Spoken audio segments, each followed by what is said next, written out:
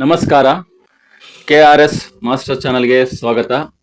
ಹಲುಬಿದಳ್ ಕಲ್ಮರಂ ಕರಗುವಂತೆ ಇದರ ಮೂಲ ಕೃತಿ ಜೈಮಿನಿ ಭಾರತ. ಜೈಮಿನಿ ಭಾರತ ಅಂದರೆ ಜೈಮಿನಿ ಋಷಿಮುನಿಗಳು ಜನಮೇಜಯ ರಾಜನಿಗೆ ಹೇಳಿದಂಥ ಕತೆ. ಜೈಮಿನಿ ಋಷಿಮುನಿಗಳು ಜನಮೇಜಯ ರಾಜನಿಗೆ ಹೇಳ್ತಾರೆ. ಯಾರದು ಜನಮೇಜಯ ರಾಜ? ಅಭಿಮನ್ಯುವಿನ ಮೊಮ್ಮಗ. ಅಂದ್ರೆ ಅಭಿಮನ್ಯುವಿನ ಮಗ ಪರೀಕ್ಷಿತ ರಾಜ, ಪರೀಕ್ಷಿತ ರಾಜನ ಮಗ ಜನಮೇಜಯ ರಾಜ. ಅವನಿಗೆ ಹೇಳಂಥದ್ದು ಯಾವ ಸಂದರ್ಭದಲ್ಲಿ ಈ ಪಾಂಡವರೆಲ್ಲ ಕುರುಕ್ಷೇತ್ರ ಯುದ್ಧದಲ್ಲಿ ಬಂಧು ಮಿತ್ರರನ್ನೆಲ್ಲ ಕೊಂದಾಕಿರ್ತಾರಲ್ಲ, ಅದನ್ನ ಪರಿಹಾರ ಮಾಡ್ಕೊಳ್ಳೋದಕ್ಕೆ ಅಶ್ವಮೇಧ ಯಾಗ ಎಲ್ಲ ಮಾಡ್ತಾರೆ. ಅಶ್ವಮೇಧ ಯಾಗ ಮಾಡ್ತಾರಲ್ಲ, ಆ ಅಶ್ವಮೇಧ ಯಾಗದ ಈ ಕುದುರೆಯನ್ನ, ಯಜ್ಞದ ಕುದುರೆಯನ್ನ ಬಬ್ರುವಾಹನ ಕಟ್ಟಾಕ್ತಾನೆ. ಆ ಬಬ್ರುವಾಹನ ಕಟ್ಟಾಕಿದಾಗ ಅರ್ಜುನ ಜೊತೆ ಯುದ್ಧ ನಡೆಯುತ್ತೆ. ಈ ಸಂದರ್ಭವನ್ನು ಹೇಳ್ಬೇಕಾದ್ರೆ ಮಹಾಭಾರತದಲ್ಲಿ, ಇದು ಮಹಾಭಾರತದ ಕತೆ. ಈ ಸಂದರ್ಭವನ್ನ ಹೇಳ್ಬೇಕಾದ್ರೆ ಇನ್ನು ಬೇರೆ ಬೇರೆ ಯಾರ್ಯಾರು ಈ ರೀತಿ ತಂದೆ ಮಕ್ಕಳು ಯುದ್ಧವನ್ನ ಮಾಡ್ತಾರೆ ಅಂತ ಹೇಳೋದಕ್ಕೆ ಸಂದರ್ಭ ಬರುತ್ತೆ. ಅವಾಗ ಇಲ್ಲಿ ಮಧ್ಯದಲ್ಲಿ ರಾಮಾಯಣದ ಕತೆ ಸೇರ್ಕೊಂಡಿದೆ. ಇದನ್ನು ಮೂಲವಾಗಿ ನೋಡೋದಾದ್ರೆ ಸರಿಯಾದ ರೀತಿ ಮೊದಲ 18 ಅಂದ್ರೆ ಮಹಾಭಾರತ ಇರೋದು 18 ಪರ್ವ, 18 ಅಧ್ಯಾಯಗಳು. ಅದರಲ್ಲಿ 10 ಅಧ್ಯಾಯ ಯಾರು ಬರೀತಾರೆ? ಕುಮಾರವ್ಯಾಸರು, ಗದುಗಿನ ನಾರಾಯಣಪ್ಪ ಬರೀತಾರೆ. ಅದು ಒಂದು ಸಂದರ್ಭ ಇದೆ. ಒಂದು ಕಾರಣಕ್ಕಾಗಿ ಅವ್ರು ಮುಂದುವರ್ಸಕ್ಕಾಗಲ್ಲ. ಅಶ್ವತ್ಥಾಮ ದುರ್ಯೋಧನನ್ನ ನೆನಪಿಸ್ಕೊಳ್ತಾ ತುಂಬಾ ಗದ್ಗದನಾಗಿ ನೋವಿನಿಂದ ಮುಂದಕ್ಕೆ ಹೇಳಲ್ಲ. ಹಂಗಾಗಿ ಅವರು ಮುಂದಕ್ಕೆ ಬರೆಯಲ್ಲ. 10 ಅಧ್ಯಾಯಗಳನ್ನು ಮಾತ್ರ ಬರೀತಾರೆ. ಇನ್ನು 8 ಅಧ್ಯಾಯಗಳು ಈ ರೀತಿ ಮುಂದಕ್ಕೆ ಏನೇನಾಯ್ತು ಅಂತಂದೇಳಿ ಲಕ್ಷ್ಮೀಶ ಕವಿ ಬರೆಯುವಂಥದ್ದು. ಲಕ್ಷ್ಮೀಶ ಕವಿಗೆ ಯಾರು ಹೇಳಿರ್ತಾರೆ? ಜೈಮಿನಿ ಋಷಿಮುನಿಗಳು. ಅಲ್ಲಿ ಕುಮಾರವ್ಯಾಸನಿಗೆ ಹೇಳಿದ ಯಾರು? ಅಶ್ವತ್ಥಾಮ. ಈ ತರ ವಿಚಾರಗಳನ್ನ ತಿಳಿಸ್ತಾ ಇದ್ದಾರೆ. ಹಂಗಾಗಿ ಇದು ಮಹಾಭಾರತದ ಕಥೆಯಲ್ಲಿ ನಮಗೆ ಏನಾಗಿದೆ? ರಾಮಾಯಣದ ಸ್ವಲ್ಪ ವಿಚಾರ ಸಿಗ್ತಿದೆ. ಆ ರೀತಿ ಬಬ್ರುವಾಹನ ಅರ್ಜುನನ ವಿಚಾರ ತಿಳಿಸ್ಬೇಕಾದ್ರೆ ಲವಕುಶ ಸೇರಿ ಅವರ ತಂದೆ ಶ್ರೀರಾಮನ ಜೊತೆ ಯುದ್ಧ ಮಾಡ್ಬೇಕಾಗತ್ತೆ. ಅದನ್ನ ವರ್ಣನೆ ಮಾಡ್ತಾ ಹೇಳುವಂಥದ್ದು. ಯಾಕೆ ಆ ರೀತಿ ಯುದ್ಧ ಮಾಡ್ಬೇಕಾಗತ್ತೆ? ಅದ್ರ ಹಿಂದಿನ ವಿಚಾರ ಇದು. ಸೀತಾ ಪರಿತ್ಯಾಗದ ಸನ್ನಿವೇಶ. ಸೀತೆಯನ್ನ ಪರಿತ್ಯಾಗ ಮಾಡ್ಬೇಕಾಗತ್ತೆ. ಯಾಕೆ ಆ ರೀತಿ ಮಾಡ್ಬೇಕಾಗತ್ತೆ? ರಾಮ ಗೂಢಾಚಾರರ ಹತ್ರ, ಆ ಗೂಢಾಚಾರರ ಹತ್ರ ಕೆಲವೊಂದು ಮಾತುಗಳನ್ನ ಕೇಳ್ತಾನೆ. ಅವನಿಗೆ ಆ ಮನಸ್ಸು ವ್ಯಾಕುಲತೆಗೊಂಡು ಸೀತೆಯನ್ನ ಕಾಡಿಗೆ ಬಿಟ್ಟು ಬರೋದಕ್ಕೆ ಲಕ್ಷ್ಮಣನಿಗೆ ಹೇಳ್ತಾನೆ. ಬಿಟ್ಟು ಬರೋದೆಲ್ಲ ಆಗುತ್ತೆ, ಹೊರಡ್ತಾರೆ. ಅವಾಗ ಮುಂದೆ ಸೀತೆ ಎಲ್ಲ ಪ್ರಶ್ನೆ ಮಾಡ್ತಾರೆ. ಏನೇನು ಅಂತಂದೇಳಿ ಎಂತೆಂಥ ಪ್ರಶ್ನೆಗಳಿದೆ ನೋಡಿ. ರಾಮ ಸೀತೆಯನ್ನು ಮದುವೆ ಮಾಡ್ಬೇಕಾದ್ರೆ ವಧುವರರಿಗೆ ಏನಿರ್ಬೇಕು ಅಂತ 36 ಗುಣಗಳು ಅವ್ರಿಗೆ ಮ್ಯಾಚ್ ಆಗಿತ್ತಂತೆ. ಅದೇ ರೀತಿ ಕಂಡೀಷನ್ ಪ್ರಕಾರ ಆ ಋಷಿಮುನಿಗಳ ಜೊತೆ ಹೋಗಿ ಶಿವಧನಸ್ಸನ್ನೆಲ್ಲ ಮುರಿಯೋದು ಅದೆಲ್ಲ ಆಗುತ್ತೆ. ಅಷ್ಟೆಲ್ಲ ಪ್ರೀತಿ ಇದ್ರು ಕೂಡ ಇಂಥ ನಿರ್ಧಾರ ಯಾಕೆ ತಗೊಂಡ ರಾಮ ಅಂತಂದೆಲ್ಲ ನಮ್ಮ ಈ ಕಥೆಯಲ್ಲಿ ನೋಡ್ಬೋದು. ಕೆಲವರು ಅಪೂರ್ಣ ಕತೆ, ಅರ್ಧ ತಿಳ್ಕೊಂಡಿದ್ರೆ ರಾಮಾಯಣ ಮಹಾಭಾರತವನ್ನ ಬೇರೆ ತರನು ಹೇಳ್ತಿರ್ತಾರೆ. ಗೊತ್ತಿಲ್ಲದೆ ರಾಮ ಎಂಥವನು? ಅನುಮಾನ ಪಡ್ತಾನೆ ಅಂತಂದೆಲ್ಲ. ಅದು ಆ ರೀತಿ ಆಗಿದ್ದಲ್ಲ. ಏನು ಅಂತ ನೋಡೋಣ ಬನ್ನಿ. ಮೊದಲ ಸಾಲಿನಲ್ಲಿ ಹೇಳ್ತಿದ್ದಾರೆ ನೋಡಿ, ಜೈಮಿನಿ ಋಷಿಮುನಿಗಳು ಜನಮೇಜಯ ರಾಜನಿಗೆ ಅರಸ ಕೇಳು, ಬಿಡಿಸ್ಕೊಂಡು ಹೇಳ್ತಾ ಇರ್ತೀನಿ, ಕೇಳಿಸ್ಕೋಬೋದು. ಅದೇ ರೀತಿ ಪೆನ್ಸಿಲಲ್ಲಿ ಬೇಕಾದರೆ ನೀವು ಬಿಡಿಸ್ಕೊಂಡು ಡಿವೈಡ್ ಮಾಡ್ಕೋಬೋದಲ್ಲಿ ಬೇಕಾದ್ರೆ. ಅರಸ ಕೇಳು, ಸೌಮಿತ್ರಿ ವೈದೇಹ್ಯಂ ಕೊಂಡು.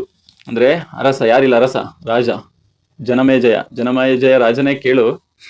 ಸೌಮಿತ್ರಿ ಅಂದ್ರೆ ಸುಮಿತ್ರೆಯ ಪ್ರೀತಿಯ ಮಗನಾದವನು.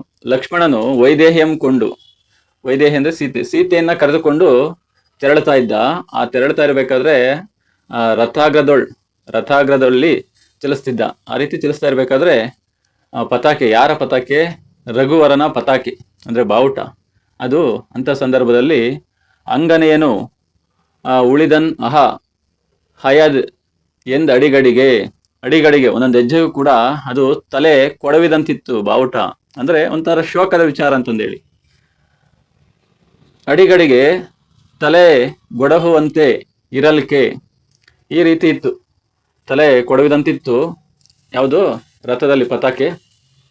ಅವಾಗೆಲ್ಲ ಜನ ಏನಂತ್ಕೊಳ್ತಾರೆ? ಅಯೋಧ್ಯಾಪುರದ ಜನ ಪರಮ ದಾರುಣಂ ಆಯ್ತು, ತುಂಬಾ ದಾರುಣ ಆಯ್ತು, ಏನಿದೆ ಈ ರೀತಿ ವಿಚಾರ ಎಂದು ಅಯೋಧ್ಯಾಪುರದ ನೆರವಿಯ ಜನಂ ಅಂದ್ರೆ ಅಲ್ಲಿ ನೆರೆದಿದ್ದಂತಹ ಗುಂಪಿನ ಜನರು ಗುಜುಗುಜುಸಿ, ಆ ರೀತಿ ಎಂಥದ್ದು ಪಿಸು ಮಾತುಗಳನ್ನು ಮನಸ್ಸಿನಲ್ಲಿ ಆ ರೀತಿ ಮಾತಾಡ್ಕೊಳ್ತಿದ್ರು.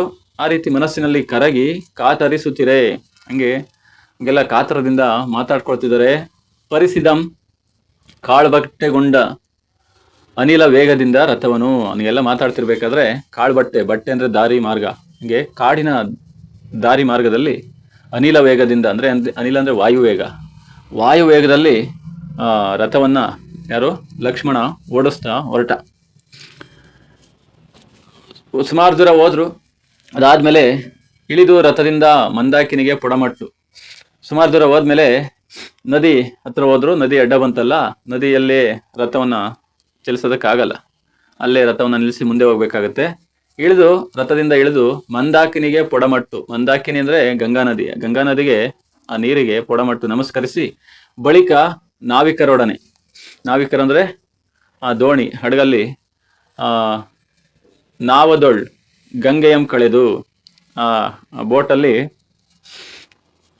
ಗಂಗೆಯನ್ನು ಕಳೆದು, ಹಡಗಿನಲ್ಲಿ ಗಂಗೆಗೆ ಬೀಳ್ಕೊಟ್ಟು ನಿರ್ಮಲ ತೀರ್ಥದೊಳ್ ಮಿಂದು, ಆ ನಿರ್ಮಲವಾದ ಗಂಗೆಯಲ್ಲಿ ಮಿಂದು ಅಂದರೆ ಸ್ನಾನ ಮಾಡಿ ಅಥವಾ ಶುಚಿಯಾಗಿ, ಸೌಮಿತ್ರಿ ಮತ್ತೆ ಭೂಜಾತಿ ಸಹಿತ, ಯಾರು ಲಕ್ಷ್ಮಣ ಮತ್ತೆ ಭೂಜಾತಿ ಅಂದ್ರೆ ಭೂಮಿಯಲ್ಲಿ ಜನಿಸಿದವಳು ಅಂತ ಸೀತೆ, ಇಬ್ರು ಒಳಗೊಳಗೆ ಮರುಗಿ, ಇಬ್ರಿಗೂ ಮರುಕ ಇದೆ. ಬಿಸು ಸುಯ್ದು ಚಿಂತಿಸುವ ಮುಂದೆ ಅಳೆದು ಉಗ್ರ ಮೃಗ ಪಕ್ಷಿಗಣದಿಂದ ಘೂರ್ಮಿಸುವ. ಈ ರೀತಿ ಇಬ್ರು ದುಃಖಿಸ್ತಾ ಮರುಗ್ತಾ ಹಿಂಗೆ ಹೋಗ್ತಾ ಇದ್ದಾರೆ. ಹಿಂಗೆ ಚಿಂತಿಸ್ತಾ ಇದ್ದಾನೆ, ಏನು ಮುಂದೆ ಕಾಡಲ್ಲಿ ಅಷ್ಟು ಸುಲಭನ ಜೀವನ ಮಾಡೋದಂದ್ರೆ. ಮೃಗ ಪಕ್ಷಿಗಣ ಇರುತ್ತೆ, ಪ್ರಾಣಿ ಪಕ್ಷಿಗಳ ದೊಡ್ಡದಾದ ಗುಂಪಿದೆ, ಗರ್ಜಿಸ್ತಾ ಇರ್ತವೆ ಅಂತ. ಹಳು ಅಂದ್ರೆ ಇಲ್ಲಿ ಕಾಡು. ಆ ಕಾಡನ್ನ ಹೊಕ್ಕಿ ಎಷ್ಟು ಕಷ್ಟ ಇದೆ ಅಲ್ಲಿ ಜೀವನವನ್ನ ನಡೆಸೋದು. ಇದೆಲ್ಲ ಅಸದಳ, ತುಂಬಾ ಅಸಾಧ್ಯವಾದುದು ಅಂತ. ಅಸಾಧ್ಯವಾದಂತಹ ಕರ್ಕಶ ಕಠಿಣವಾದ ಮಾರ್ಗದಲ್ಲಿ ಅವರು ಕಾಡಿಗೆ ಪ್ರವೇಶ ಮಾಡ್ತಾರೆ. ಆ ಕಾಡು ಹೆಂಗಿದೆ, ಇದೆಲ್ಲ ಕ್ವಶನ್ ಆನ್ಸರ್ ಅಲ್ಲಿ ಕೇಳ್ತಾರೆ ನೋಡಿ. ಯಾವ ರೀತಿ ಇದೆ ಅದು ಕಾಡು? ಇರುಳಂತೆ ಪಗಲಂತೆ. ಪಗಲು ಅಂದ್ರೆ ಹಳಗನ್ನಡ ಟು ಹೊಸಗನ್ನಡ ಹಗಲು ಅಂತಾಗ. ಆ ಕಾಡು ನೋಡೋದಕ್ಕೆ ಒಂದೊಂದ್ ಕಡೆ ಕತ್ತಲಿನಂತಿದೆ, ಒಂದ್ ಕಡೆ ಹಗಲಿನಂತಿದೆ, ಮಖದಂತೆ ಯಾವುದೋ ಯಜ್ಞ ನಡೀತಿದೆಯೇನೋ ಅನ್ನೋ ತರ ಇದೆ, ದಿವದಂತೆ ಒಳ್ಳೆ ಸ್ವರ್ಗದಂತಿದೆ, ಹಿಂಗೆ ವರ ಪಯೋನಿಧಿಯಂತೆ ಹಾಲಿನ ಕಡಲಿನಂತ ಕಾಣಿಸ್ತಾ ಇದೆ ಕೆಲವೊಂದ್ ಕಡೆ, ಕೈಲಾಸ ಗಿರಿಯಂತೆ, ಹಿಂಗೆಲ್ಲ ಅದು ಭಾವನೆಗೆ ಒಳಗಾಗ್ತಾ ಇದೆ. ಕೈಲಾಸ ಗಿರಿ ತರ ಹಿಂಗೆ ನಿರಂತರವಾಗಿ ಯಾವ ರೀತಿ ಇದೆ. ಸೋಮಾರ್ಕ ಅಂದ್ರೆ ಚಂದ್ರ ಸೂರ್ಯ, ಶಿಖಿ ಅಂದ್ರೆ ಅಗ್ನಿಯಂತೆ ಕಾಣಿಸ್ತಾ ಇದೆ. ಸಹಸ್ರ ಅಕ್ಷ ಅಂದ್ರೆ ಕಣ್ಣು, 1000 ಕಣ್ಣುಗಳುಳ್ಳಂಥದ್ದು ಯಾವ ನವಿಲಿನಂತೆ, ಹರಿನುತ ಅಂದ್ರೆ ವಿಷ್ಣುವಿನಂತೆ, ಶಿವವಾಸಮಾಗಿ ಅಂದ್ರೆ ಶಂಕರನಂತೆ, ಈ ತರ ದುರದಂತೆ ಎಷ್ಟೊಂದು ಬೇರೆ ಬೇರೆ ತರ ಕಾಣಿಸ್ತಾ ಇದೆ. ಯುದ್ಧದಂತೆ, ದುರ ಅಂದ್ರೆ ಯುದ್ಧದಂತೆ, ಕೊಳದಂತೆ, ಕಡಲಂತೆ, ನಭದಂತೆ ಅಂದ್ರೆ ಆಕಾಶದಂತೆ, ಶರಪುಂಡರೀಕ ಒಂದು ಹುಲಿಯಂತೆ, ಶರ ಅಂದ್ರೆ ಬಾಣದಂತೆ, ಹುಲಿಯಂತೆ, ವಿದ್ರುಮ ಅಂದ್ರೆ ಮರದಂತೆ, ಮತ್ತೆ ವೃಕ್ಷಂ ಅಂದ್ರೆ ಕರಡಿಯಂತೆ, ತಾರೆಯಂತೆ, ಹಿಂಗೆಲ್ಲ ಅದು ಕಣ್ಣಿಗೆ ತೋರ್ತಾ ಇದೆ ಅಂತ ಜಾಗದಲ್ಲಿ. ಅದ್ಯಾವುದು ಮಹಾ ಅಟವಿ ಅಂತ. ಅಡವಿ ತತ್ಸಮ ತದ್ಭವ ಅಂತ ಮಹಾ ದೊಡ್ಡದಾದ ಕಾಡು. ಅಲ್ಲಿ ಜಾನಕಿಯ ಕಣ್ಣಿಗೆ ಹಿಂಗೆಲ್ಲ, ಸೀತೆಯ ಕಣ್ಣಿಗೆ ಈ ರೀತಿ ಎಲ್ಲ ಕಾಣಿಸ್ತದು ದೃಶ್ಯ. ಘೋರತರವಾಗಿ ಕಾಣಿಸ್ತು. ಇನ್ನು ಮುಂದೆ 4ನೇ ಪದ್ಯದಲ್ಲಿ ಏನ್ ಹೇಳ್ತಿದ್ದಾರೆ ನೋಡೋಣ. ಇಲ್ಲಿ 2 ಪ್ರಶ್ನೆಗಳಿಗೆ ಒಂದೇ ಉತ್ತರ. ಅಂದ್ರೆ ಸೀತೆ ಆ ಗರ್ಭಿಣಿ ಆಗಿದ್ಲು, ಆ ಸಂದರ್ಭದಲ್ಲಿ ಬೈಕೆ ಇರುತ್ತೆ, ಅದನ್ನ ವ್ಯಕ್ತಪಡಿಸಿರ್ತಾಳೆ ರಾಮನ ಹತ್ರ. ನಾನು ಕಾಡಲ್ಲಿ ಋಷಿಮುನಿಗಳು, ವಾಲ್ಮೀಕಿ ಋಷಿಮುನಿಗಳ ಕೆಲವೊಂದು ಸನ್ಮಾರ್ಗದ ವಿಚಾರಗಳನ್ನೆಲ್ಲ ಕೇಳಬೇಕು, ನಾನು ಪಾವನವನ್ನ ಪಡ್ಕೋಬೇಕು ಅಂತಂದೆಲ್ಲ ಅಲ್ಲಿ ಕರ್ಕೊಂಡು ಹೋಗ್ತಿರ್ಬೋದೇನೋ ಅಂತ ಅವಳು ಅಂದ್ಕೊಂಡಿರ್ತಾಳೆ. ಹಂಗಾಗಿ ಎಲ್ಲಿ ಮುನಿಪೋತ್ತಮರ ಪಾವನದ ವನದೆಡೆಗಳೆಲ್ಲಿ, ಉತ್ತಮವಾದ ಋಷಿಮುನಿಗಳ ಪಾವನವಾದ ಸ್ಥಳ ಎಲ್ಲಿದೆ, ಸಿದ್ಧಾಶ್ರಮಗಳೆಲ್ಲಿದೆ, ಅವರ ಮಂಗಳ ಸ್ಥಳಗಳೆಲ್ಲಿ ಕಾಣ್ತಾನೆ ಇಲ್ವಲ್ಲ.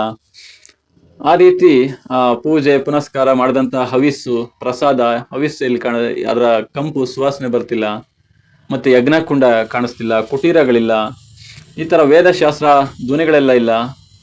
ಈ ರೀತಿ ಅದನ್ನ ಬಿಟ್ಟು ಭಯಂಕರವಾದ ದಾರುಣವಾದ ಇದ್ಯಾವುದೋ ಕಟ್ಟಡವಿ ಮಹಾಕಾಡಿಗೆ ಬಂದಿದೀವಲ್ಲ, ಇಲ್ಲಿಗೇಕೆ ಇಲ್ಲಿಗೇಕೈ ತಂದೆ ತಂದೆ ಸೌಮಿತ್ರಿ ಹೇಳೆಂದು ಜಾನಕಿ ಸುಯ್ದಳು. ಕೇಳ್ತಾಳೆ ಜಾನಕಿ, ಇಂಥ ಕಡೆ ಯಾಕೆ ಕರ್ಕೊಂಡು ಬಂದಿದೀಯ ಅಂತ. ಅದಾದ್ಮೇಲೆ ಮುಂದೆ ಮಧ್ಯದಲ್ಲಿ ರಾಜನೇ ಕೇಳು ಅಂತಂದು ಹೇಳಿ ಜನಮೇಜಯ ಹೇಳ್ತಾ ಇರ್ತಾನಲ್ಲ, ಅದನ್ನ ಹೇಳ್ತಾನೆ ನೋಡಿ. ಜನಮೇಜಯ ನರನಾಥ ಕೇಳ್ ಅಂದ್ರೆ ಜನಮೇಜಯನೇ ಕೇಳು. ಋಷಿಮುನಿಗಳು ಹೇಳೋದು, ಜೈಮಿನಿ ಋಷಿಮುನಿಗಳು. ನರನಾಥ ಕೇಳು. ನಾಥ ಅಂದ್ರೆ ಒಡೆಯ, ನರನ ಅಂದ್ರೆ ಮನುಷ್ಯರಿಗೆ ಒಡೆಯ. ರಾಜನೇ ಕೇಳು. ಅವನಿ ಸುತಿ ಅಂದ್ರೆ ಭೂಮಿ ಜಾತಿ ಅಂದ್ರೆ ಸೀತೆ. ಅವನಿ ಅಂದ್ರೆ ಭೂಮಿ. ಆ ಭೂಮಿ ಜಾತಿ ಸೀತೆ ನುಡಿದ ಮಾತಿಗೆ ಉತ್ತರವನ್ನು ಹೇಳೋದಕ್ಕಾಗ್ತಿಲ್ಲ. ಯಾರು? ಲಕ್ಷ್ಮಣ. ಹಂಗಾಗಿ ಅವನ ಮನಸ್ಸಿನಲ್ಲಿ ನೊಂದು ರಾಘವೇಶ್ವರನಿಂದ ಕಷ್ಟಮಂ, ಈ ರಾಘವೇಶ್ವರ ರಾಮ ಹೇಳಿದಂಥ ವಿಚಾರವನ್ನು ಯಾವ ರೀತಿ ನಾನು ಹೇಳಲಿ, ಯಾವ ರೀತಿ ಹೇಳಿ ನಿಷ್ಠುರವಾಗಲಿ. ತರಣಿ ಕುಲ ಸಾರ್ವಭೌಮ ಸೂರ್ಯ, ತರಣಿ ಅಂದರೆ ಸೂರ್ಯ, ಸೂರ್ಯವಂಶದ ಸಾರ್ವಭೌಮ ರಾಜ ರಾಮ ರಾಣಿಯನ್ನ ಬನದೊಳಿರಿಸಿ ಕಾಡಿನಲ್ಲಿ ಬಿಟ್ಟು ಬಾ ಅಂತಂದೇಳಿ ಹೇಳ್ದ. ಹೋಗದಿದ್ರೆ ಸಹೋದರ ಅಷ್ಟೊಂದು ಪ್ರೀತಿಯಿಂದ ಎಲ್ಲ ಏನು ಹೇಳಿದ್ರು ಕೂಡ ಕೇಳ್ತಿದ್ದ. ಈ ರೀತಿ ಇಂಥ ಸಂದರ್ಭದಲ್ಲಿ ಹೆಂಗೆ ಸಾಧ್ಯ ಆಗುತ್ತೆ ಅಂತಂದು ವಾದಗಳೆಲ್ಲ ನಡೆಯುತ್ತೆ. ಆದರೂ ಕೊನೆಯದಾಗಿ ಬಿಟ್ಟು ಬರ್ತೀನಿ ಅಂತ ಆಜ್ಞೆ, ಅದು ಸಹೋದರತ್ವ ಎಲ್ಲ ಮೀರಿ ಆಜ್ಞೆ ನಡೆಯುತ್ತೆ. ರಾಜನ ಆಜ್ಞೆಯನ್ನು ಮೀರಂಗಿಲ್ವಲ್ಲ, ಹಂಗಾಗಿ ಬರ್ತಾನೆ ಅಂತ. ಆಗ ಲಕ್ಷ್ಮಣ ಬೆಂದು ಬೇಗುದಿಗೊಂಡನು, ನಿಟ್ಟುಸಿರು ಬಿಡ್ತಾವನು, ಹೆಂಗೆ ಹೇಳಲಿ ಅಂತ. ಆಗ ಹೇಳ್ತಾ ನೋಡಿ, ದೇವಿ ನಿನಗೆ ಇನ್ನೆಗಂ, ದೇವಿ ಅಂದ್ರೆ ಸೀತೆ, ನಿನಗೆ ಇನ್ನೆಗಂ ಪೇಳದಿಲ್ಲ ಅಪವಾದಂ, ಒಂದು ಅಪವಾದ ಇದೆ ನಿನ್ನ ಮೇಲೆ. ಹಂಗಾಗಿ ಆ ರಘುಕುಲದ ರಾಮ ಅದನ್ನು ಸಹಿಸಲಾರದೆ, ಜನರ ಮಾತಿಗೆ ಉತ್ತರ ಕೊಡಕ್ಕೆ ಸಾಧ್ಯವಾಗದೆ, ಅಂದರೆ ಅದರ ಹಿಂದಿನ ದಿನಗಳಲ್ಲಿ ಅಗಸರ ಕುಲದಲ್ಲಿ, ಅವ್ರ ಕುಟುಂಬದಲ್ಲಿ ಈ ಥರ ಒಂದು ಘಟನೆ ನಡೆದಿರುತ್ತೆ. ಹಂಗಾಗಿ ಅದಕ್ಕೆ ನ್ಯಾಯ ದೊರಕಿಸೋದಕ್ಕೆ ಇಂಥ ಒಂದು ನಿರ್ಧಾರ ತಗೋಬೇಕಾಗುತ್ತೆ ಅಂತೇಳಿ ಕಾಂತಾರಕ್ಕೆ ಕಳುಹಿ. ಕಾಂತಾರ ಅಂದರೆ ಕಾಡು, ಕಾಡಿಗೆ ಬಿಟ್ಟು ಬಾ ಅಂತಂದೇಳಿ ನನಗೆ ನೇಮಕ ಆಗುತ್ತೆ, ನೇಮಿಸ್ತಾರೆ. ರಾಜನ ಆಜ್ಞೆಯನ್ನು ನಾನು ಮೀರೋದಕ್ಕಾಗದೆ ನಾನು ಕಾಡಿನ ಕಡೆ ಕರ್ಕೊಂಡು ಬಂದೆ. ಇಷ್ಟೆಲ್ಲ ಆಯಿತು, ನಾವು ಇಲ್ಲಿಗೆ ಬರಬೇಕಾಯ್ತು, ನಾನು ಆ ರೀತಿ ಪಾಲನೆ ಮಾಡಬೇಕಾಯ್ತು ಅಂತಂದೇಳಿ ದುಃಖಭರಿತನಾಗಿ, ಬಾಷ್ಪಾಲೋಚನ ದುಃಖಭರಿತನಾಗಿ ಲಕ್ಷ್ಮಣ ಮುಂದಕ್ಕೆ ನೀನು ಎಲ್ಲಿಗೆ ಬೇಕಾದರೂ ಹೋಗು ಅಂತಂದೇಳಿ ಅವನು ಹೇಳ್ತಾನೆ. ಬಿರುಗಾಳಿ ಪೊಡೆಯಲಿಕೆ ಕಂಪಿಸಿ, ಅಂದರೆ ಆ ಹೇಳಿದಾದ್ಮೇಲೆ ಆ ಕ್ಷಣ ಸೀತೆಗೆ ಏನೇನು ಅನ್ಸುತ್ತೆ ನೋಡಿ. ಬಿರುಗಾಳಿ ಹೊಡೆದಾಗ ಹಲುಗಾಡಿ ಕಂಪಿಸಿಬಿಟ್ಟು, ಕದಳಿ ಅಂದರೆ ಬಾಳೆ ಗಿಡ ಹೆಂಗೆ ಹಲುಗಾಡಿ ಮುರಿದು ಕೆಳಗೆ ಬೀಳುತ್ತೋ ಆ ರೀತಿ ಆಗ್ಬಿಟ್ಲು. ಲಕ್ಷ್ಮಣನ ಮಾತು ಕಿವಿಗೆ ಬೀಳ್ಬೇಕು ಅಷ್ಟರಲ್ಲಿ ಪ್ರಜ್ಞೆ ತಪ್ಪಿಬಿಟ್ಲು. ಯಾರು? ಸೀತೆ. ಧರೆಗೆ ಆ ಭೂಮಿಗೆ ನಡುತ್ತಾ ಇದ್ದೇ ಬಿಟ್ಲು. ಆಮೇಲೆ ಸೌಮಿತ್ರಿ ಅವನಿಗೆ ಮರುಕ ಹುಟ್ಟಿ ಆ ತಣ್ಣೀರು ತಗೊಂಡು, ಪತ್ರದ ಅಂದರೆ ಎಲೆಗಳನ್ನೆಲ್ಲ ತಗೊಂಡು ಗಾಳಿಯನ್ನು ಬೀಸಿ, ಎಲೆಗಳಿಂದ ತಣ್ಣೀರನ್ನೆಲ್ಲ ಹಾಕಿ ಸೆರಗಿನಿಂದ ಗಾಳಿಯನ್ನು ಬೀಸಿ, ಮತ್ತೆ ಅವಳಿಗೆ ಸ್ವಲ್ಪ ಹಾರೈಕೆನೆಲ್ಲ ಮಾಡ್ತಾನೆ. ಏನು ಮಾಡೋದು, ರಾಮನ ಸೇವೆ ನನಗೆ ಈ ರೀತಿ ಸಂದಿದೆ, ಇಂಥ ಒಂದು ಸಂದರ್ಭವನ್ನು ತಂದು ಕೊಡ್ತು ನನಗೆ ಅಂತಂದೇಳಿ ರೋಧಿಸ್ತಾನೆ, ದುಃಖಿಸ್ತಾನೆ. ಆಮೇಲೆ ಸೀತೆ ಎಚ್ಚರಗೊಂಡು ಹೇಳ್ತಾಳೆ, ಬಿಟ್ಟನೆ ರಘುದ್ವಹಂ ನನ್ನನ್ ಅಕಟ. ಯಾರು? ರಘುರಾಮ ನನ್ನ ಬಿಟ್ನಾ ಅಯ್ಯೋ ಅಂತಂದೇಳಿ ಎಚ್ಚರಗೊಂಡಿದ ಮೇಲೆ ಕೇಳ್ತಾಳೆ, ಅಂತ ಶ್ರೇಷ್ಠವಾಗಿ ಬಾಳ್ತಾ ಇದ್ನಲ್ಲ, ಇದೆಂತ ಇದ್ದಿದ್ದು ಈ ವಿಚಾರ? ಇಂಥ ಒಂದು ಕಟ್ಟ ಅರಣ್ಯದಲ್ಲಿ ಬಿಟ್ಟು ಬಾ ಅಂತಂದು ಹೇಳೇಬಿಟ್ನಾ ನಿನಗೆ? ಆಜ್ಞೆ ಕೊಟ್ಬಿಟ್ನಾ? ಅಂಥ ಒಂದು ಕಾಡಿನ ದಾರಿಯಲ್ಲಿ ಬಿಟ್ಟು ಬಾ ಅಂತಂದೇಳಿ ಅದೆಂಗೆ ಮನಸ್ಸು ಬಂತು? ನನ್ನನ್ನು ಅಗಲಿ ಅಡವಿಯಲ್ಲಿ ಬಿಟ್ಟು ಬರೋದಕ್ಕೆ ಈ ಪಿಸಾಚಿ ಅಂತ ವಾಸ ಮಾಡುವಂಥ ಈ ಜಾಗಗಳಲ್ಲಿ ಹೆಂಗಿರೋದಕ್ಕೆ ಸಾಧ್ಯ? ನಾನು ಕೆಟ್ಟೋಗ್ಬಿಟ್ಟೆ ಅಂತಂದೇಳಿ ಅವಳು ವರಳದಲ್ಲಿ ಅಬಲೆ, ಅವಳು ಆ ರೀತಿ ನೋವನ್ನು ವ್ಯಕ್ತಪಡಿಸ್ತಾಳೆ ಸೀತೆಯಾಗ. ಆಗ ಇಂದಿನ ವಿಚಾರವನ್ನು ನೆನಪಿಸ್ಕೊಳ್ತಾಳೆ, ಸ್ವಯಂವರದ ವಿಚಾರವನ್ನೆಲ್ಲ ನೋಡಿ. ಕೌಶಿಕ ಮುನಿಪನೊಡನೆ, ಅಂದ್ರೆ ಕೌಶಿಕ ಮುನಿಪ ಅಂದ್ರೆ ಯಾರು? ವಿಶ್ವಾಮಿತ್ರ ಋಷಿ ಮುನಿಗಳ ಜೊತೆ ಮಿಥಿಲಾಪುರಕ್ಕೆ ಬಂದ್ರು. ರಾಮ ಹರಧನುವ ಅಂದ್ರೆ ಶಿವಧನಸ್ಸನ್ನೆಲ್ಲ ಮುರಿದ, ಆ ಕಂಡೀಷನ್ ಏನಿತ್ತಲ್ಲ ಅದೆಲ್ಲ ಮದುವೆಯಾದ. ಮೊದಲಿಗೆ ಚೆನ್ನಾಗಿ ರಮಿಸ್ತಿದ್ದ, ಪ್ರೀತಿಸ್ತಿದ್ದ, ಮೊದಲಿಂದಲೂ ಕೂಡ ಅದೇ ರೀತಿ ಪ್ರೀತಿಸ್ತಿದ್ದ. ಹಿಂಗೆಲ್ಲ ಚೆನ್ನಾಗಿ ಸುಖವಾಗಿ ನೋಡ್ಕೊಂಡ ರಾಮ ನನಗಾಗಿ ಕಪಿವೃಂದವನ್ನ ಕಳುಹಿಸಿ, ಕಪಿ ಸೈನ್ಯವನ್ನೆಲ್ಲ ಕರ್ಕೊಂಡು ಬಂದು ಕಡಲಿನಲ್ಲಿ ಒಂದು ದೊಡ್ಡ ಸೈನ್ಯವನ್ನ ಕಟ್ಟಿ, ಇನ್ನು ಮುಂದೆ ಏನಾಗುತ್ತೆ, ಬ್ರಿಡ್ಜನ್ನೆಲ್ಲ ಕಟ್ಟಬೇಕಾಗತ್ತೆ. ಅದಾದ್ಮೇಲೆ ದೈತ್ಯರನ್ನ, ರಾಕ್ಷಸರನ್ನೆಲ್ಲ ಕೊಂದು ನನ್ನನ್ನು ಕರ್ಕೊಂಡು ಹೋಗ್ತಾನೆ. ಆ ಸಂದರ್ಭದಲ್ಲಿ ಪರೀಕ್ಷೆ ಕೂಡ ಆಗುತ್ತೆ, ಅಗ್ನಿ ಪರೀಕ್ಷೆ, ಇದೆಲ್ಲ ಆಗುತ್ತೆ. ಅದೆಲ್ಲ ಆದರೂ ಕೂಡ ಯಾವ ಅಪರಾಧ ಮಾಡಿದ್ದೀನಿ ನಾನು, ಎಲ್ಲ ಆಗೋಯ್ತು ಅಂತಂದೇಳಿ ಮರುಗ್ತಿದ್ದಾಳೆ. ಇಷ್ಟೆಲ್ಲ ನೆನಪಿಸ್ಕೊಂಡು ಮುಂದೆ ಹೇಳ್ತಾಳೆ, ಏನು ಮಾಡೋದು, ಪರಿಸ್ಥಿತಿ ಹಿಂಗಿದೆ ಅಂತಂದೇಳಿ, ಏಕೆ ನಿಂದಹೆ ಹೋಗು, ಯಾಕೆ ನಿಂತ್ಕೊಂಡಿದ್ಯಾ, ಹೋಗು ಸೌಮಿತ್ರಿ, ಹೋಗು ಲಕ್ಷ್ಮಣ. ಕೋಪಿಸನೆ ಕಾಕುತ್ಸನ್ ಅಂದ್ರೆ ರಾಮ ಲೇಟ್ ಆದ್ರೆ ಕೋಪಿಸ್ಕೋಬಹುದು. ಇಲ್ಲಿ ತಡವಿದಡೆ, ಇಲ್ಲಿ ತಡ ಮಾಡಿದ್ರೆ, ಇಲ್ಲಿ ತಡ ಮಾಡೋದು ಬೇಡ, ನೆರವುಂಟು ನನಗೆ ನೆರವಿದೆ, ಇಲ್ಲಿ ಜಾಗ ಇದೆ, ಅವಕಾಶ ಇದೆ. ಎಲ್ಲಿದೆ? ಕಾಡಿನಲ್ಲಿ, ಉಗ್ರ ಜಂತುಗಳಲ್ಲಿ, ಉಗ್ರವಾದ ಜಂತುಗಳು, ಇಲ್ಲಿ ಏನು ಹಾವು, ಇನ್ನೊಂದು ಮತ್ತೊಂದು ಏನು ಬೇಕಾದ್ರೂ ಇರ್ಬೋದು. ನಾನು ಏಕಾಂಗಿಯಾಗಿ ಹೆಂಗೋ ಜೀವನ ಮಾಡ್ತೀನಿ, ಅಲ್ಲಿ ರಘುನಾಥ ಏಕಾಂಗಿಯಾಗಿದ್ದಾನೆ, ಅಂದ್ರೆ ನಿನ್ನನ್ನು ಬಿಟ್ಟು ಅವನು ಇರೋದಕ್ಕೆ ರೆಡಿ ಇರಲ್ಲ, ಲೇಟ್ ಆಗ್ಬೋದು, ಹೋಗು. ಯಾವ ರೀತಿ, ಯಾರು ಬೇಡ ಅಂತ ಹೇಳಲಿಲ್ವಾ? ಕಿಂಕರರು ಬೇಕು ಬೇಡಂದು ಪೇಳರೆ ಯಾರು ಕೇಳಲಿಲ್ವಲ್ಲ, ಇದು ಎಷ್ಟು ಮಟ್ಟಿಗೆ ಸರಿ ಸೇವಕರು ಅಂತಂದೇಳಿ. ಭರತ ಶತ್ರುಘ್ನರು ಇದು ಕೆಲಸಕ್ಕೆ ಒಪ್ಪುದ್ರ? ಹನುಮಂತನ ಇರ್ದಪ್ಪನೆ, ಹನುಮಂತ, ಸೇವಕರು, ಭರತ ಶತ್ರುಘ್ನ ಇವರೆಲ್ಲರೂ ಕೂಡ ಪೇಳೆಂದಳ್ ಹೇಳು ಅಂತಂದೇಳಿ. ಅಬಲೆ ಏನೇನಾಯ್ತು, ಎಲ್ಲರೂ ಒಪ್ಕೊಬಿಟ್ರ ಇದನ್ನ ಅಂತಂದೇಳಿ. ಈ ತರ ಸೀತಾ ಪರಿತ್ಯಾಗ, ಬಿಟ್ಟು ಬರೋದು, ಕಾಡಿಗೆ ಬಿಟ್ಟು ಬರೋದನ್ನೆಲ್ಲ ಒಪ್ಕೊಬಿಟ್ರ ಅಂತ. ಅವಾಗ ರಾಘವ ಕೊನೆಯದಾಗಿ ಕರುಣಾಳು ರಾಘವನಲ್ಲಿ, ಅವಳೇ ಹಂಗೆಲ್ಲ ಅಂದ್ಕೊಳ್ಳೋದು, ಮತ್ತೆ ಪ್ರಶ್ನೆ ಮಾಡ್ಕೊಳ್ತಾಳೆ, ಉತ್ತರನು ಅವಳ ಹತ್ರನೇ ಇದೆ. ಕರುಣಾಳು ರಾಘವನಿಗೆ, ರಾಮನಿಗೆ ತುಂಬಾ ಏನಿದೆ, ಕರುಣೆ ಇದೆ, ಅವನಲ್ಲೇನು ತಪ್ಪಿಲ್ಲ. ಕಡು ಪಾತಕಂಗೈದು ಅಂದ್ರೆ ನಾನು ತುಂಬಾ ಪಾಪವನ್ನು ಹೊತ್ಕೊಂಡು ಹೆಣ್ಣಾಗಿ ಜನಿಸಿದ್ದೀನಲ್ಲ, ನಂದೇ ತಪ್ಪು, ಈ ರೀತಿ ಜನಿಸಿದ್ನಲ್ಲ ನನ್ನದೇ ತಪ್ಪು, ನನ್ನದೇ ಏನೋ ಅಪರಾಧ ಇದೆ ಅಂತಂದೇಳಿ, ಮತ್ತೆ ನಂದೇ ಏನೋ ತಪ್ಪಿರ್ಬೋದೇನೋ ಅಂದ್ಕೊಳ್ತಿದ್ದಾರೆ, ರಾಮಂದೇನೋ ತಪ್ಪಿಲ್ಲ ಅಂತ. ಸಾಕು, ಇಲ್ಲಿರೋದು ಬೇಡ, ನೀನು ಹೋಗು, ನಿಲ್ಬೇಡ, ಹೋಗು. ನಿನಗೆ ಮಾರ್ಗದಲ್ಲಿ ಅಡಿಗಡಿಗೆ ನೀನು ಹೋಗ್ತಾ ಇರ್ಬೇಕಾದ್ರೆ ಒಂದೊಂದು ಹೆಜ್ಜೆಗೂ ಸುಖವಾಗ್ಲಿ, ಯಾವುದೇ ಸಮಸ್ಯೆ ಬರ್ದೇ ಇರಲಿ. ಅವನೆಂಗೋ ಚೆನ್ನಾಗಿ ಹೋಗ್ತಾನೆ, ಸೀತೆಗೆ ಅಲ್ಲಿ ಕಷ್ಟ ಇದೆ ಪಾಪ, ಆದ್ರೂ ಕೂಡ ಇನ್ನೊಬ್ಬರ ಮೇಲೆ ಎಷ್ಟು ಕರುಣೆ ಇದೆ ನೋಡಿ ಸೀತೆಗೆ. ಆ ರೀತಿ ಸೀತೆ ಸುಖವನ್ನು ಬಯಸ್ತಿದ್ದಾಳೆ, ಯಾರ ಜರ್ನಿಗೆ? ಲಕ್ಷ್ಮಣನ ಪ್ರಯಾಣಕ್ಕೆ. ಆ ರೀತಿ ಹೇಳ್ತಾ ಆ ಕಂಬನಿಗಳನ್ನು ಮಿಡಿದು ಕಣ್ಣೀರನ್ನ ಹಾಕ್ತಾ ಸೀತೆ ಹೇಳ್ತಾನೆ. ಆಗ ಸೌಮಿತ್ರಿ ಮುಂದಕ್ಕೆ ಹೇಳ್ತಾನೆ, ವಿಪಿನದ್ ಅಭಿಮಾನಿಗಳಿಗೆ.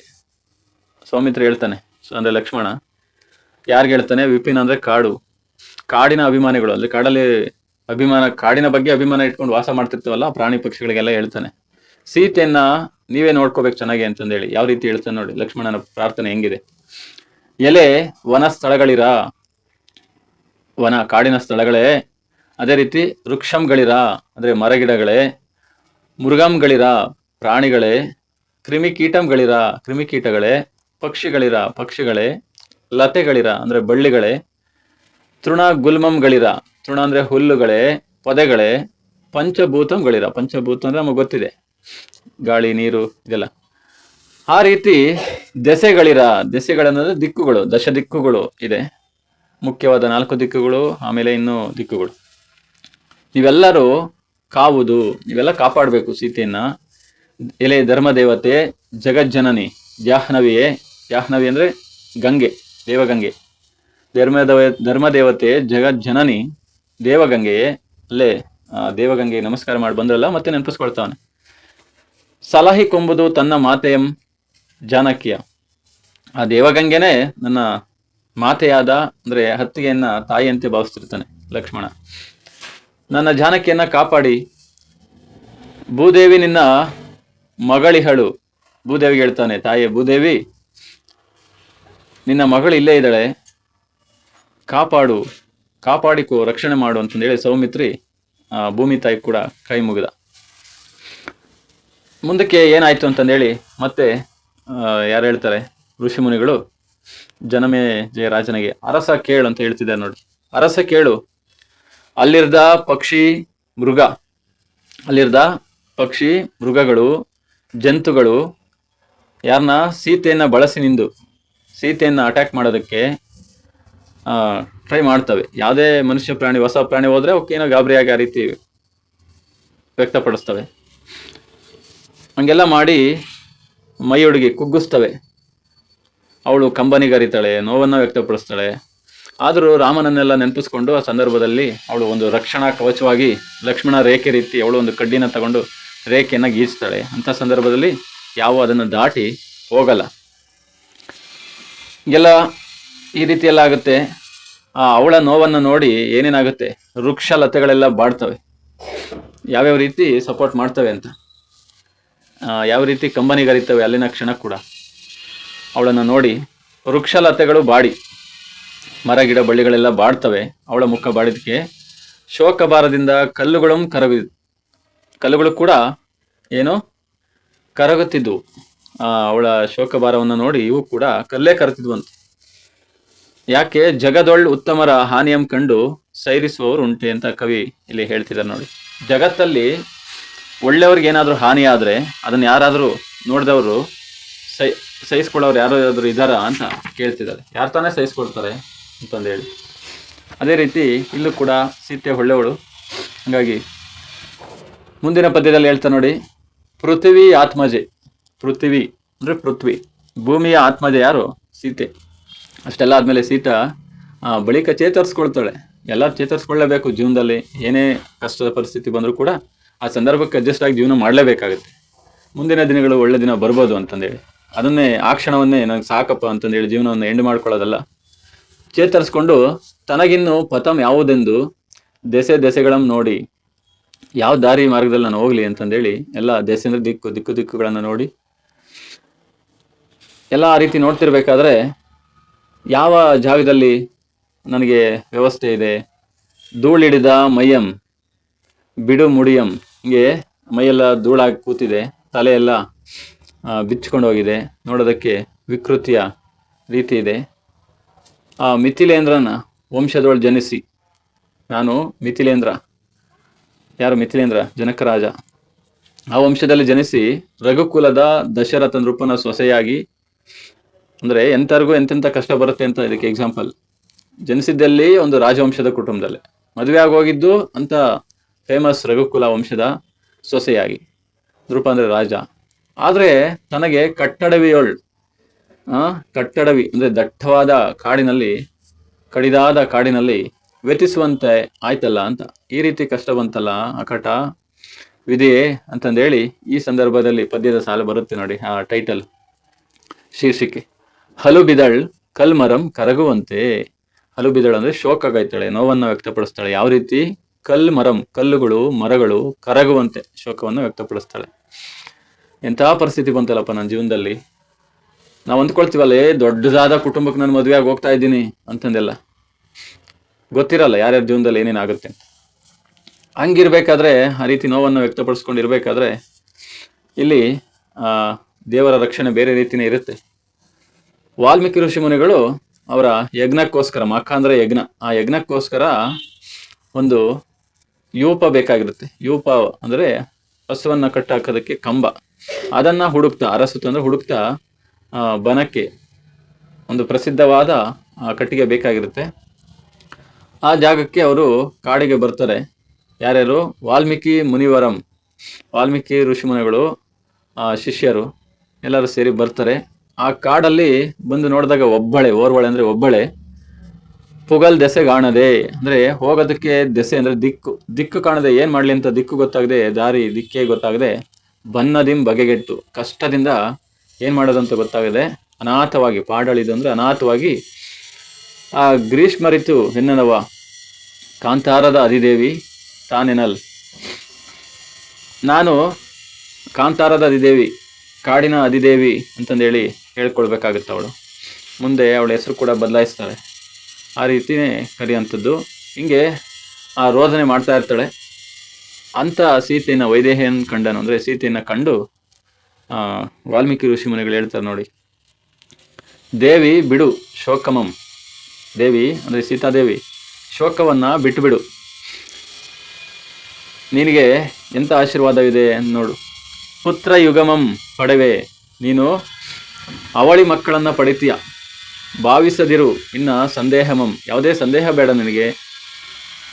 ಜನಕಂಗೆ ನಾವು ಅನ್ಯರಲ್ಲ, ನಿಮ್ಮ ತಂದೆಗೆ ಜನಕರಾಜನಿಗೆ ನಾವು ಬೇರೆ ಯಾರೇನಲ್ಲ, ಗೊತ್ತಿರೋರೆ. ನಮ್ಮ ಆಶ್ರಮಕ್ಕೆ ಬಂದು ನೀನು ಸುಖದೊಳಿರ್ದಡೆ ನಿನ್ನನ್ನು ಆವ ಬಯಕೆ ಉಂಟು ಎಲ್ಲಮಂ ಸಲ್ಲಿಸಿ. ನೀನು ಆರಾಮಾಗಿ ಸುಖವಾಗಿರು, ನಮ್ಮ ಆಶ್ರಮಕ್ಕೆ ಬಂದು ನಿನ್ನನ್ನು ಯಾವ ರೀತಿ ನೋಡ್ಕೊಳ್ತೀವಿ, ನಿನಗೆ ಯಾವ್ಯಾವ ಬಯಕೆ ಇದೆಯೋ ಅವನ್ನೆಲ್ಲ ಸಲ್ಲಿಸ್ತೀವಿ, ಅದನ್ನೆಲ್ಲ ಕೊಟ್ಟು ನಾವು ನೋಡ್ಕೊಳ್ತೀವಿ ಚೆನ್ನಾಗೇನೆ, ಅಂಜದಿರು, ಭಯಪಡಬೇಡ ಅಂತಂದೇಳಿ ಸಂತೈಸಿ. ರಾವಣ ಅರಿಯ ರಾಣಿಯಂ, ರಾವಣ ಅರಿ ಅಂದರೆ ನೋಡು, ರಾವಣ ಅರಿ ನೋಡಿ, ಕೇಳಿಸ್ಕೊಳ್ಳಿ. ಅರಿ ಅಂದರೆ ಶತ್ರು, ರಾವಣನ ಶತ್ರು ಯಾರು? ರಾಮ. ಯಾವ್ಯಾವ ರೀತಿ ವರ್ಣನೆ ಮಾಡಿರೋಂಥದ್ದು. ರಾಮನ ರಾಣಿಯನ್ನು, ರಾವಣಾರಿ ಅಂದರೆ ರಾಮನ ರಾಣಿ, ಸೀತೆಯನ್ನು ಕರ್ಕೊಂಡು ಹೋಗ್ತೀವಿ ಅಂತ ಹೇಳೋದಕ್ಕೆ ಹೆಂಗೆ ವರ್ಣನೆ ಮಾಡ್ಬೋದಂತ. ಆ ಸೀತೆಯನ್ನು ನಿಜ ತಪೋವನಕ್ಕೆ ವಾಲ್ಮೀಕಿ ಕರೆ ತಂದನು. ಅವರು ಯಾವಾಗಲೂ ವಾಸವಾಗಿರ್ತಿದ್ರಲ್ಲ ವಾಲ್ಮೀಕಿ ನಿಜಾಶ್ರಮ, ಆ ಆಶ್ರಮಕ್ಕೆ ವಾಲ್ಮೀಕಿ ಅವರು ಕರ್ಕೊಂಡು ಹೋಗ್ತಾರೆ. ಈ ರೀತಿ ಕರ್ಕೊಂಡು ಹೋಗ್ತಾರೆ. ಅದಾದಮೇಲೆ ಮುಂದೆ ಅವ್ರು ಏನು ಹೇಳಿದ್ರಲ್ಲ, ನಿನಗೆ ಯಾವ್ಯಾವ ಬೈಕ್ ಇದೆಯೋ ಅದೆಲ್ಲ ಸಲ್ಲಿಸ್ತೀವಿ ಅಂತ, ಅದೇ ಥರ ರಕ್ಷಣೆ ಕೊಟ್ಟು ಚೆನ್ನಾಗಿ ನೋಡ್ಕೊಳ್ತಾರೆ. ಅವರ ರಕ್ಷಣೆಯಲ್ಲೇ ಮುಂದೆ ಏನು ಮಕ್ಕಳ ಜನನೂ ಕೂಡ ಆಗುತ್ತೆ. ಅವರೇ ಅದಕ್ಕೊಂದು ಅರ್ಥ ಕೊಟ್ಟು ಲವ ಕುಶ ಅಂತಂದೆಲ್ಲ ಹೆಸರಿಡ್ತಾರೆ. ಅದಾದಮೇಲೆ ವಾಲ್ಮೀಕಿ ಋಷಿ ಮುನಿಗಳಿಂದ ಗೊತ್ತಿದೆ ನಿಮಗೆಲ್ಲ, ಮುಂದೆ ಅವರು ರಾಮಾಯಣದ ಕಥೆಯನ್ನು ತುಂಬ ಅಭಿಮಾನದಿಂದ ಲವಕುಶ ಕೇಳ್ತಿರ್ತಾರೆ. ಅದಾದಮೇಲೆ ಮುಂದಿನ ದಿನಗಳಲ್ಲಿ ಈ ಸಂದರ್ಭ ಗೊತ್ತಾದಾಗ ಹಿಂಗೆ ಶುರುವಾಗುತ್ತೆ, ಯಾಕೆ ರಾಮ ಸೀತೆಯನ್ನು ಹಿಂಗೆ ಹೊರಗಡೆ ಕಳಿಸ್ದ ಅಂತಂದೇಳಿ, ನಾವು ಅವ್ರನ್ನ ಒಟ್ಟಿಗೆ ಸೇರಿಸ್ತೀವಿ ಅಂತಂದೇಳಿ ಮುಂದೆ ಅಶ್ವಮೇಧ ಯಾಗ ನಡೆದಾಗ ಆ ಕುದುರೆಯನ್ನು ಅವರು ಕಟ್ಟಾಕ್ತಾರೆ. ಯಾಕೆ ಕಟ್ಟಾಕ್ತಾರೆ ಅಂದರೆ, ಸೀತೆಯ ಬಂಗಾರದ ಪುತ್ಥಳಿಯನ್ನು ಇಟ್ಟು ಪೂಜೆಯನ್ನು, ಯಜ್ಞವನ್ನು ಪೂರೈಸೋದಕ್ಕೆ ಶುರು ಮಾಡಿರ್ತಾರೆ ರಾಮ. ಅಂದರೆ ಸತಿಪತಿಗಳೊಂದಾಗದ ಭಕ್ತಿ ಹಿತವಾಗಿಪ್ಪುದು ಶಿವಂಗೆ ಅಂತ ವಚನಕಾರರು ಹೇಳ್ತಾರೆ. ಪೂಜೆ ನಡೀತಿರ್ಬೇಕಾದ್ರೆ ಸತಿಪತಿ ಇಬ್ಬರು ಇರಬೇಕಲ್ಲ, ಒಬ್ಬನೇ ಅದಂಗೆ ಯಜ್ಞ ಮಾಡ್ತಾನೆ ಅಂತಂದೇಳಿ ಈ ವಿಚಾರವನ್ನು ಕೇಳಿ ಅದಕ್ಕೆ ವಿರೋಧ ವ್ಯಕ್ತಪಡಿಸ್ತಾ ಮುಂದಿನ ವಿಚಾರ ನಡೆಯುತ್ತೆ. ಹೇಳ್ತಾ ಹೋದರೆ ತುಂಬ ದೊಡ್ಡದಾದ ದೀರ್ಘವಾದ ವಿಡಿಯೋ ಆಗುತ್ತೆ. ಇಷ್ಟಿರಲಿ. ನಾವು ಪ್ರಶ್ನೆಗಳನ್ನು ನೋಡೋದಾದರೆ, ಸಂದರ್ಭದಲ್ಲಿ ಈ ರೀತಿ ಪ್ರಶ್ನೆಗಳನ್ನು ಕೇಳ್ತಿರ್ತಾರೆ. ಯಾವ ಪ್ರಶ್ನೆಗಳನ್ನು? ಇಲ್ಲಿಗೆ ಕೈ ತಂದೆ ಸೌಮಿತ್ರಿ ಅಂತಂದೇಳಿ, ಹಲು ಬಿದಳ್ ಕಲ್ಮರಂ ಕರಗುವಂತೆ, ಇಂಥ ಸಂದರ್ಭ. 2-3 ವಾಕ್ಯದಲ್ಲಿ ಸೀತೆ ಪ್ರವೇಶಿಸಿದ ಕಾಡು ಹೇಗಿತ್ತು, ಯಾವ್ಯಾವ ರೀತಿ ಪದಗಳಿದೆ ನೋಡಿ, ಹುಲಿಯಂತೆ, ಕರಡಿಯಂತೆ, ಹಿಂಗೆಲ್ಲ. ಮೂರ್ಛಿತಳಾದ ಸೀತೆಯನ್ನು ಲಕ್ಷ್ಮಣ ಹೇಗೆ ಉಪಚರಿಸಿದನು ಅಂತಂದೇಳಿ, ಲಕ್ಷ್ಮಣ ಮೂರ್ಛೆ ಹೋದ್ಮೇಲೆ ಸೀತೆ ಮೂರ್ಛೆ ಹೋಗ್ತಾಳಲ್ಲ, ಅವಾಗ ಲಕ್ಷ್ಮಣ ಯಾವ ರೀತಿ ಉಪಚಾರವನ್ನು ಮಾಡ್ತಾನೆ ಅಂತ. ಅದೇ ಥರ 5-6 ವಾಕ್ಯದಲ್ಲಿ ಸೀತೆ ಲಕ್ಷ್ಮಣರು ಮಹಾ ಅರಣ್ಯವನ್ನು ಪ್ರವೇಶಿಸಿದ ಸನ್ನಿವೇಶವನ್ನು ವಿವರಿಸಿ ಅಂತ ಪ್ರಶ್ನೆ ಕೇಳ್ತಿರ್ತಾರೆ. ಸೀತೆ ಹಿಂದಿನ ಘಟನೆಗಳನ್ನು ನೆನಪಿಸಿಕೊಂಡು ಹೇಗೆ ದುಃಖಿಸುತ್ತಾಳೆ, ಈ ಥರದ ಪ್ರಶ್ನೆಗಳನ್ನೆಲ್ಲ ಹೆಚ್ಚಾಗಿ ಕೇಳ್ತಿರ್ತಾರೆ. ಈ ಕಥೆಯನ್ನು ಕೇಳಿಸ್ಕೊಂಡು ಈ ಒಂದು ವಾಕ್ಯದ ಪ್ರಶ್ನೆಗಳಿಗೆ ಕೂಡ, ಅಂದರೆ MCQ ಬಿಟ್ಟ ಸ್ಥಳಕ್ಕೂ ಆನ್ಸರ್ ಮಾಡ್ಬೋದು. ಇದರ ಆಕಾರ ಗ್ರಂಥ ಎಲ್ಲ ಗೊತ್ತಿದ್ರೆ ಹೊಂದಿಸಿ ಬರೆಯಲ್ಲಿ ಕೂಡ ಆನ್ಸರನ್ನು ಈಸಿಯಾಗಿ ಮಾಡ್ಬೋದು. ಇದೇ ರೀತಿ ಹೆಚ್ಚಿನ ವಿಚಾರಗಳನ್ನು ತಿಳ್ಕೊಳ್ತಾ ಇರಿ. ನಿಮಗೆ ಬೇರೆ ಬೇರೆ ಗದ್ಯ ಪದ್ಯಗಳ ವಿವರಣೆಯ ವಿಡಿಯೋಗಳ ಅವಶ್ಯಕತೆ ಇದ್ದರೆ ನನ್ನ ಚಾನಲ್ ಮೂಲಕ ನೋಡಿ. ಇನ್ನೂ ನೀವು ನನ್ನ KRS ಮಾಸ್ಟರ್ ಚಾನಲ್ನ ಸಬ್ಸ್ಕ್ರೈಬ್ ಮಾಡದೆ ಹೊಸದಾಗಿ ವಿಡಿಯೋವನ್ನು ನೋಡ್ತಿದ್ರೆ ದಯವಿಟ್ಟು ಸಬ್ಸ್ಕ್ರೈಬ್ ಮಾಡಿ. ನಿಮಗೂ ಅನುಕೂಲ ಆಗುತ್ತೆ, ನನಗೂ ಅನುಕೂಲ ಆಗುತ್ತೆ. ಇನ್ನು ನಮ್ಮ ಈ ವಿಚಾರಗಳು ನಿಮಗೆ ಇಷ್ಟ ಆದರೆ ಲೈಕ್ ಮಾಡಿ, ಶೇರ್ ಮಾಡಿ ಅಂತ ಹೇಳ್ತಾ ಎಲ್ಲರಿಗೂ ಶುಭವಾಗಲಿ. ಧನ್ಯವಾದಗಳು.